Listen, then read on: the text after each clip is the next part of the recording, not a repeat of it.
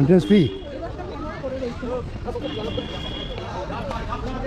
ডাব খান সুন্দর कटरा मस्जिद टैंक एंड मस्क और मुर्शिद कुली खान हॉर्टिकल्चर আমি এটার উপর আবার এটা খেতে বেঁধে নিয়েছি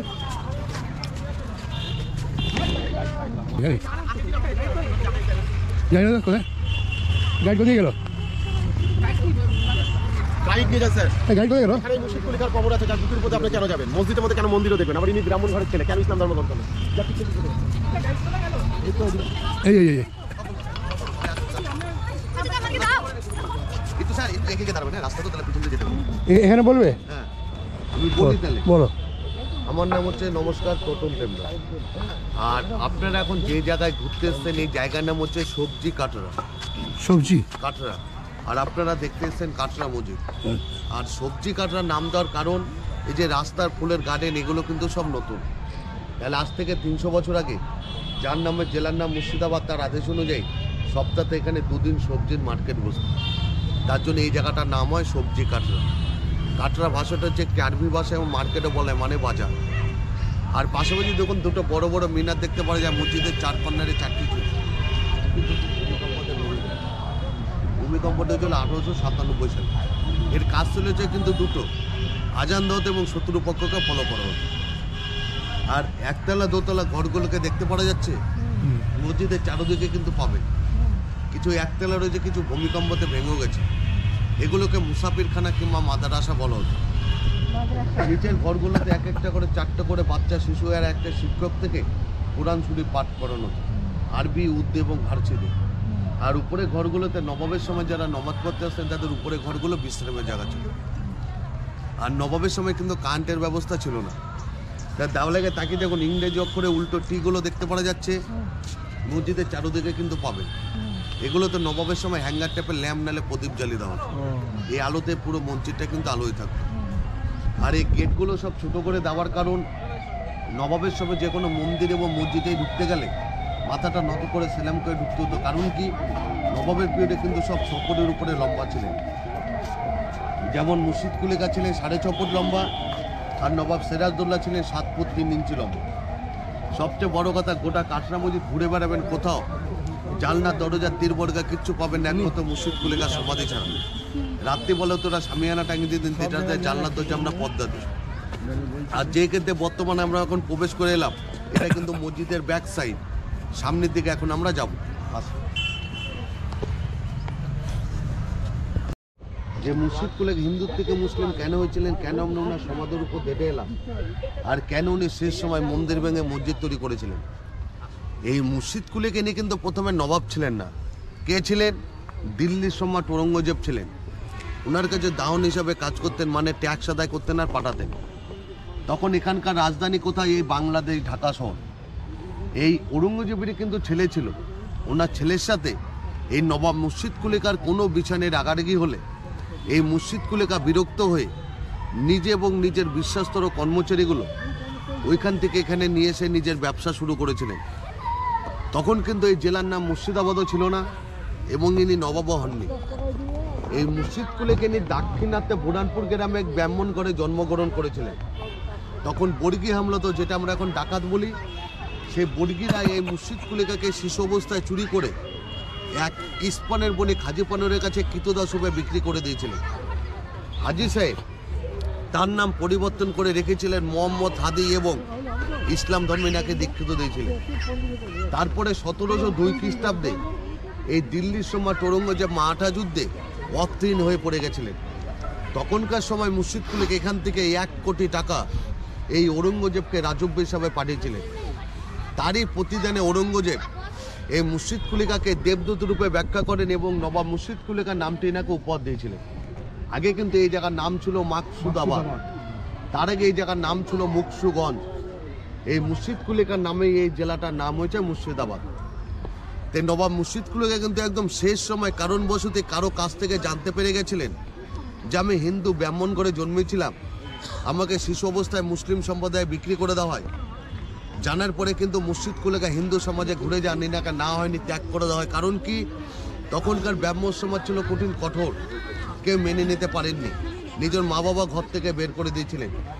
তখনই মসজিদ কুলেখার হিন্দু সমাজের প্রতি রাগ এবং একটা ঘৃণা জন্মে যায়। সেই রাগে ঘৃণাতে কি করেছিলেন, চারদিককার থেকে দূর দূরান্ত থেকে শিব মন্দির, কৃষ্ণ মন্দির এবং নানান রকম মন্দির ভেঙে নিয়ে এসে মসজিদটা নির্মাণ করেন। দিয়ে পরে নিজের ভুল নিজে বুঝতে পেরে যান যে আমি তো পাপ অন্যায় কাজ করে ফেলেছি, আমি মারা যাওয়ার পর আমার সমাধিটা এমন জায়গায় দেওয়া হবে, আমার সমাধির উপর দিয়ে নানা জাতি ধর্মের লোক হেঁটে যাবে, তাদের পায়ের ধুলোটা আমার বুকের উপরে একটু হলেও পড়বে, তাহলে আমার আত্মা শান্তি পাবে, পাপ মুক্ত হবে। মনে রাখবেন, আমাদের বাংলাতে 1 থেকে 18 নবাব নবাবই করেছিলেন। তার মধ্যে মুর্শিদ কুলেখাকে প্রথম এবং স্বাধীন না বলে কারণ ইনি কিন্তু কাউকে মেরে নবাব হননি, আর জাত ভেদাভেদ করতেন না, আর একাই বাংলা, বিহার, উড়িষ্যার 3টে রাজ্যে একাই রাজত্ব করেছিলেন। এর জন্য 18টা নবাবের মধ্যে প্রথম স্বাধীন বলে মুর্শিদ কুলেখাকে। উনি মারা যাওয়ার পর ওনার জামাই সেকেন্ড নবাব সুজাউদ্দৌলা দায়িত্ব নিয়েছিলেন। 3 নম্বর শাহনওয়াজ খান, 4 নম্বর আলেবুদ্দি, 5 নম্বর সিরাজ। সিরাজ কিন্তু শেষ, তারপরে যে 13টা নবাব সব ইংরেজদের হাতে।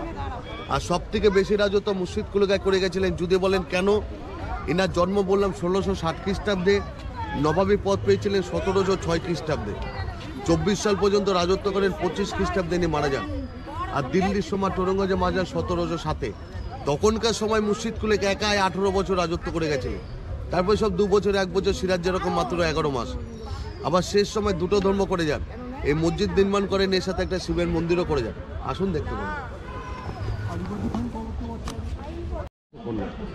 এত বড় ছিল না, কিন্তু যেহেতু সামনের দিক ছিল বলে ছোট, আর ওটা পেছন দিক ছিল বলে ওই জন্য 2টো মিনার অত বড়। আসুন।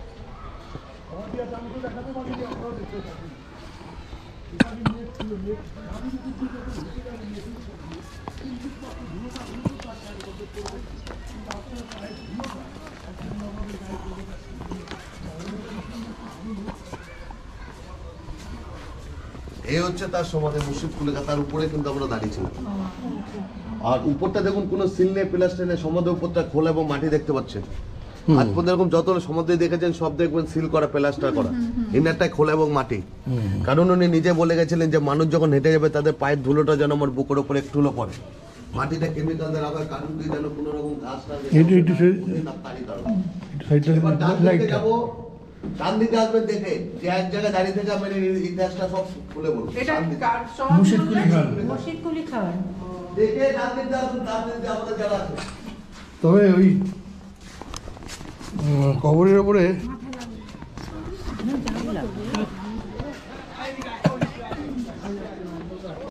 আসুন। মুসাফির খানা,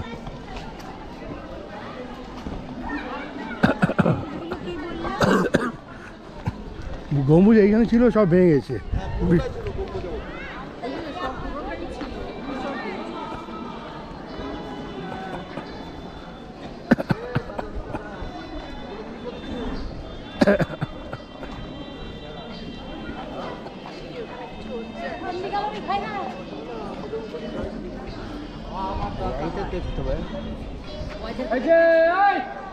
এটা কি বেহার এলাকা জায়গা? আরে তা বুঝা না, বন্ধ করো এখন। এটা জব দেওয়া হবে না। এটা কি জায়গা?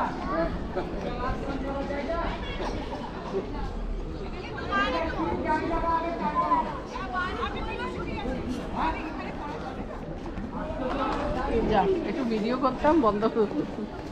আমি নিয়েছি।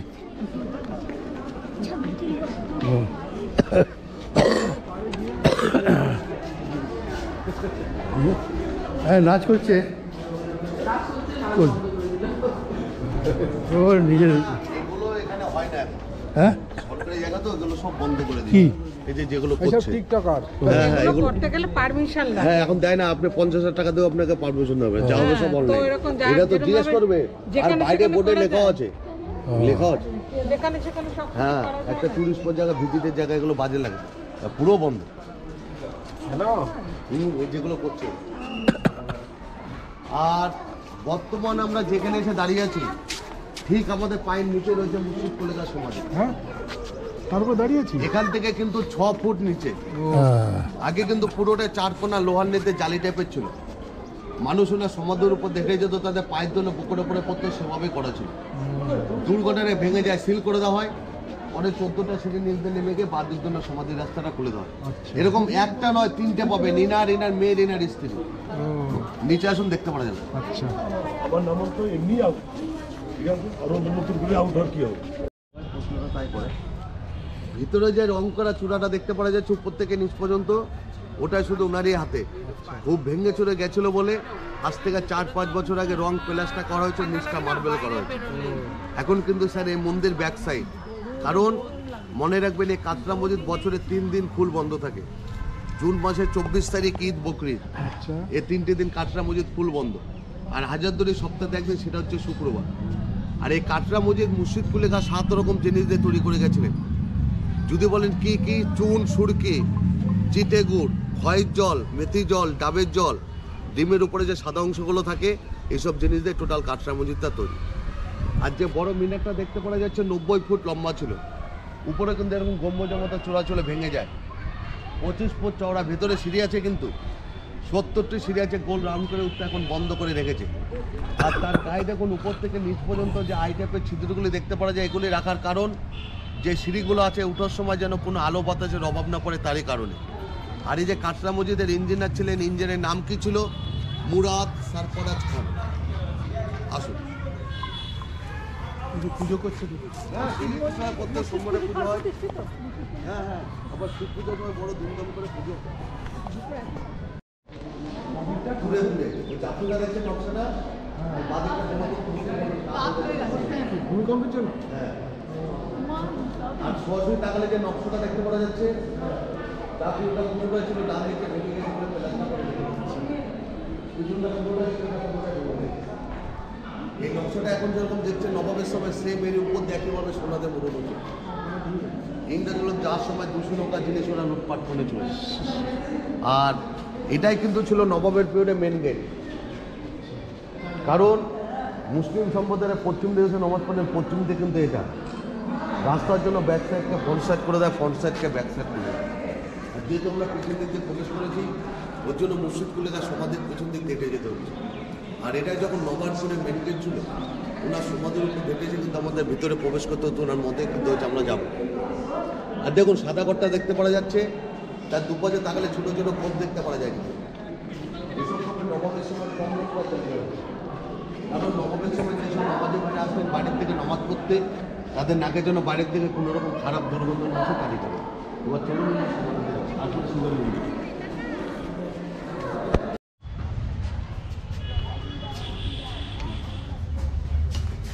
মাথা দেখে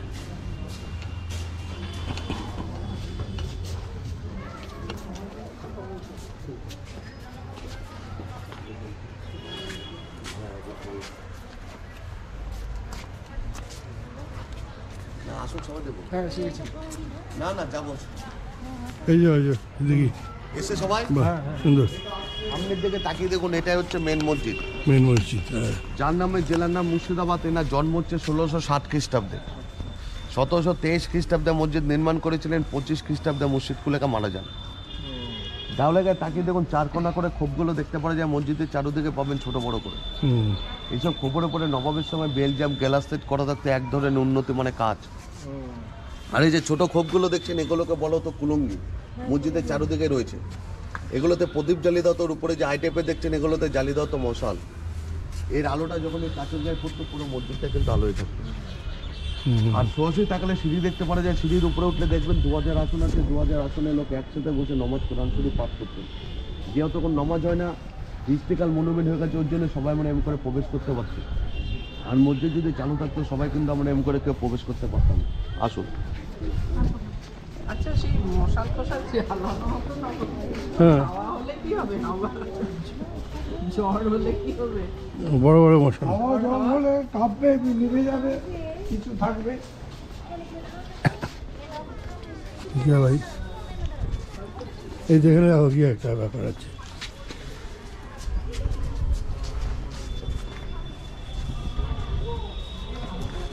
নিচে দেখুন স্যার, গুহা টাইপের কিছু দেখতে পাওয়া যাচ্ছে। হ্যাঁ, মসজিদের চারুদিকে কিন্তু পাবেন। এটা কিন্তু গুহা নয়, এটা ভেন্টিলেটার রূপে কাজ করা হতো।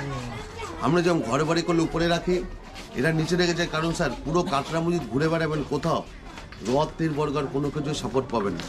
টোটাল কাটরা মসজিদটা কিন্তু খিলানের উপরে দাঁড়িয়ে আছে। এতটা উঁচু ছিল স্যার, একদিক দিয়ে ঢুকলে আরেক দিক দিয়ে বেড়াতে পারতেন, এখন কিন্তু পারবেন না, কারণ সেই 1897 সালে ভূমিকম্পতে মসজিদটা বসে যায়, এটাকে সিল করে দেওয়া হয়। এই কাটরা মসজিদ কিন্তু এখন আর্কোলজি ডিপার্টমেন্ট সার্ভ অফ ইন্ডিয়ার হাতে। আর চারদিকে তাকালে যে সাদা ছোপ ছোপ রঙগুলো দেখতে পাওয়া যাচ্ছে, এই কাটরা মসজিদে কিন্তু নবাবের পিরিয়ডে এরকম পুরোটাই সাদা রং করা ছিল। আর এইসব রঙগুলো কিন্তু তখনকারই রং, যার বয়স চলছে 301 বছর বয়স, 1723 আর 2023। আর এই দেখুন, 1 থেকে 18টা নবাব নবাবি করেছিলেন, তার মধ্যে মুর্শিদ কুলিকা কিন্তু হিন্দুর থেকে মুসলিম। এনার নাম ছিল সুদর্শন নারায়ণ মিশ্র, এর বাবার নাম ছিল দর্পণ নারায়ণ মিশ্র। আবার এই মুর্শিদ কুলিকা শেষ সময় হিন্দুদের মন্দির ভেঙে নিয়ে এসে মসজিদটা নির্মাণ করেন। বাঁকুড়া বিষ্ণুপুরে গেলে আমরা দেখতে পাই ইটের গায়ে টেরাকোটা দাগ, এখানে হচ্ছে দেখতে পাবেন। আর তার থেকে সবচেয়ে বড় কথা, গোটা কাটরা মসজিদ ঘুরে বেড়াবেন, কোনো ইট কিন্তু এক মাপের পাবেন না, এক একটি ইট এক এক ধরনের দেখতে পাবেন, কারণ মন্দির ভেঙে মসজিদ তৈরি তারই কারণ। এগুলো পরে আমি সব খুলে বলব। এই দেখুন ইটের টেরাকোটার টুকরো, এরকম একটা দুটো নেই, কয়েক হাজার হাজার পাবেন এই কাটরা মসজিদে। বিভিন্ন মন্দিরের টুকরো ভেঙে ভেঙে হ্যাঁ স্যার, এই তারই প্রমাণ। আর এইসব প্লাস্টারগুলো উঠে গেছে বলে সব টেরাকোটার টুকরোগুলো দেখতে পাওয়া যায়। এরকম আরো আছে, দেখাবো। ওই যে কাজটা, ওই যে কাজ হ্যাঁ স্যার, ভিতরে আরো ভালো বোঝা যাবে ভিতরে গেলে। এটার নাম হচ্ছে জাফরি স্যার।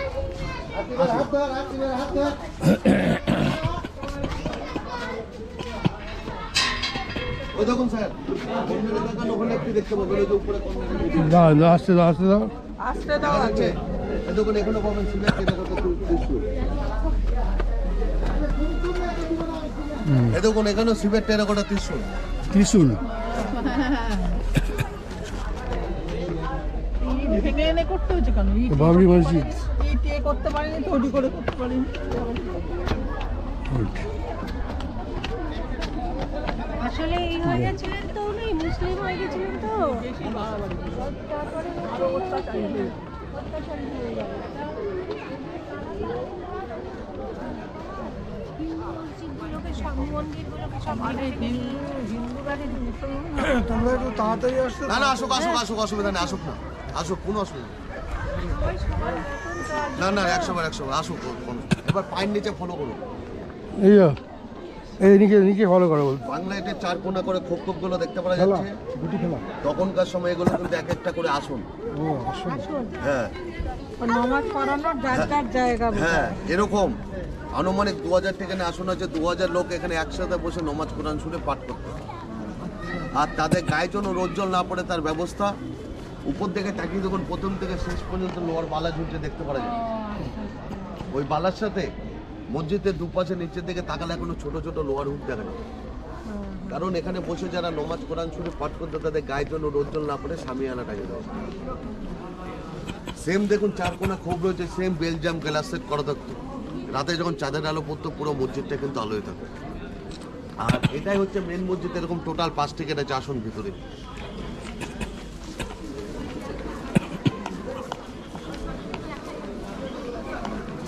আসনগুলো সমান সমান আছে, কোনটা আসন?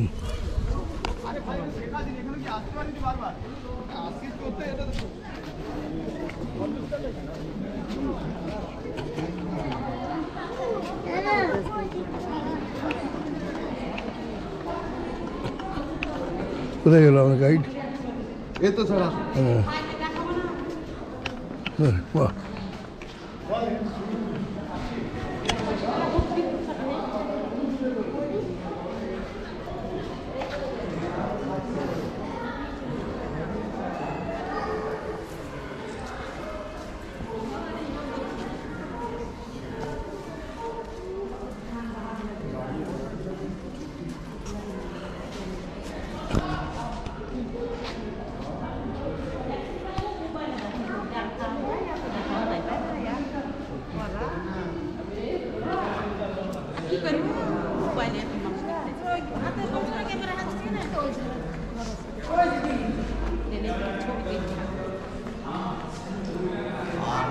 এটাই কিন্তু হচ্ছে মেন মসজিদ।